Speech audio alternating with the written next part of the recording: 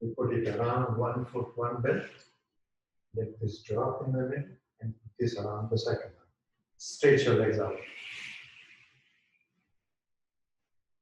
Now, normally when you do this kind of pose without the support of the belt, the heaviness of the foot drags you down. You want to avoid that. So you support the feet with the belt, tighten this loop as much as necessary, so that the sense of taking the feet lower down begins in the top of the pelvis here. In fact, there's no harm if you have sandbags to put the sandbag on the thigh here. Okay, once you are in position, you can test it, how short a loop you need. You don't strain too much. Understand the principle that by preventing the feet from moving away from each other, by using the belt or by using the horse, you are creating the effect of the legs moving away from each other. That effect has to begin in the top of the femur, on the top of the leg. Also, let's go further with that. Notice that automatic position that happens in the leg is the legs tend to rotate slightly out. You want the legs to rotate in. Be very careful that when you try to create the internal rotation of the leg, that rotation begins in the top of the thigh. It should not cause a strain in the knee. If it does, actually hold your knee outwards with your hands or with your thumbs, but rotate the legs in from the top of the thigh. If you are over tucking the pelvis and your floating ribs are going down towards the floor, your lumbar would be flattened. I'm repeating that. If you are over tucking the pelvis and your floating ribs fall towards the floor, the lumbar will be touching the floor. Without hurting yourself, purposely do it. Tuck the pelvis, let the ribs drop down so that the lumbar is in contact with the floor. Once you get that position to bring the lumbar away from that, most people's tendency is to start working the floating ribs away from the floor. Don't do that. You want to untuck the pelvis so that the lumbar moving away from the floor begins at the lower extremity. Experiment with that a little. If you lift the rib cage up, your upper extremity of the lumbar moves away from the floor, but the lower extremity doesn't quite do it. We want to do the opposite. In order that the lumbar begins to move away from the floor near the lower extremity, it has to begin by untucking of the pelvis. Then you can add to that concavity of the lumbar by lifting the ribs also. But don't begin with the ribs, begin with the pelvis. Play with that, experiment with that, understand that. Now I want to go a little further. I want to lift the lumbar away from the floor, near the lower extremity of the lumbar, but I don't want to begin by untucking the pelvis.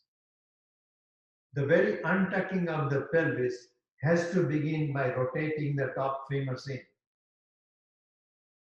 So rather than say to yourself, I'm going to untuck the pelvis to lift the lower lumbar up, say to yourself, I'm going to rotate the thighs internally,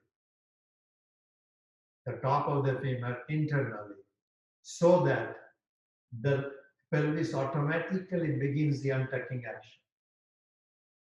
Having rotated the thighs in without straining the knees, and as a result, you have begun the untucking of the pelvis. To that, you can add a slight more action of untucking the pelvis. And to that way of lifting the lower lumbar up, you can add slight movement of the floating ribs away from the floor.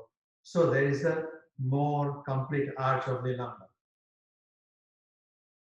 All of that action done correctly should make your breath, the abdominal pelvic breath, move more and more completely to the pelvic floor. Please listen how to come out.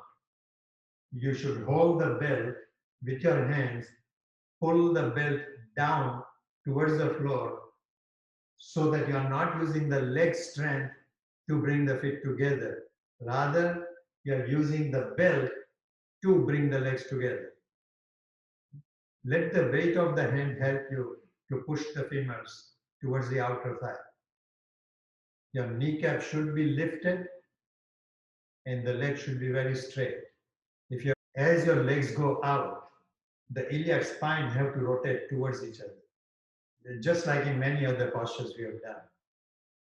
Even when the thighs are rotated in, like in Tadasana, more than the femur rotating in, the hips have to move towards each other. That sense of wide space in the sacrum should always take precedence. The standing pose that should imitate this action is Prasiddha Padottanasana. Can you take that pose? Near the wall. And for now, do not drop your head down. Keep your arms straight. Do the pose. Keep your feet as close to the wall as you can. Keep your sit bones also touching the wall if you can. Here also, when I see people doing this pose, they very quickly drop the floating ribs down to the floor because it restricts the free movement of the breath. You do want the ribs to go down towards the floor, but don't begin the action there. Begin the action in untucking the pelvis. And if I may, don't even begin in untucking of the pelvis. Rotate the thigh in, top femurs in, without straining the knees.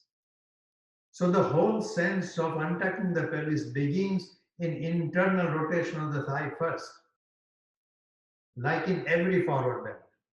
That effect of rotating the femur in has to be received by the pelvis for the pelvis to begin untucking. Very carefully then, you can add a little extra action of untucking the pelvis to begin the concavity of the lumbar in the lower extremity of the lumbar. And then you can add to that a little more action, watching your breath to drop the floating ribs down. To drop the floating ribs down, in order to create proper movement of the chest, people who have flat thoracic should not do that at all.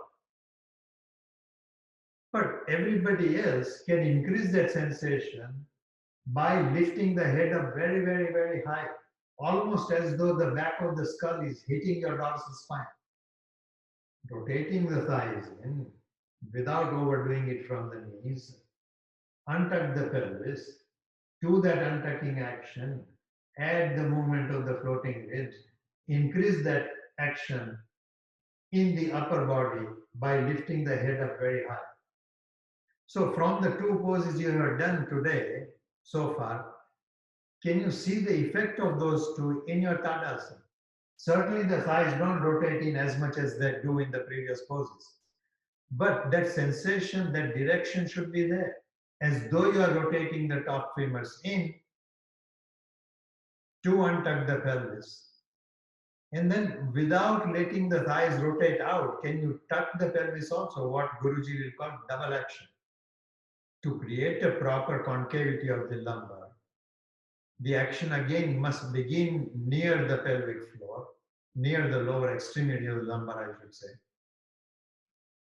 To that, you can add the action of the floating ribs, not by pushing the floating ribs forward in this pose, but having a sense as though your sternum is supported so that the whole sternum rises towards the ceiling. The image I like is Lord Krishna's hand supporting the sternum,